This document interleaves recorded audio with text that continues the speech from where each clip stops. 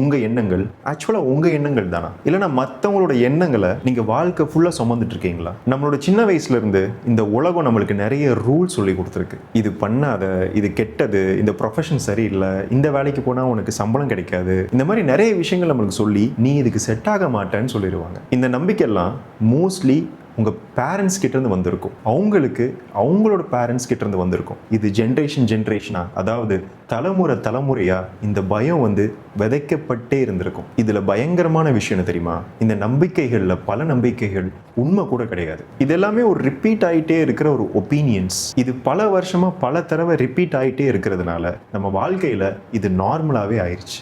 நிறைய தடவை நம்ம வாழ்க்கையை தடுக்கிறது உண்மைகள் கிடையாது, மற்றவங்க கிட்ட இருந்து வாங்கப்பட்ட ஒரு பொய்யான நம்பிக்கைகள். நீங்கள் நினைக்கிற எல்லா விஷயங்களையும் உங்களுக்குள்ளேயே நீங்கள் கேள்வியாக எழுப்புங்க. ஏன்னா ஒருவேளை உங்கள் வாழ்க்கையை வளர்ச்சியிலேருந்து தடுக்கிறது வெளி உலகம் கிடையாது, அது நீங்களாக கூட இருக்கலாம்.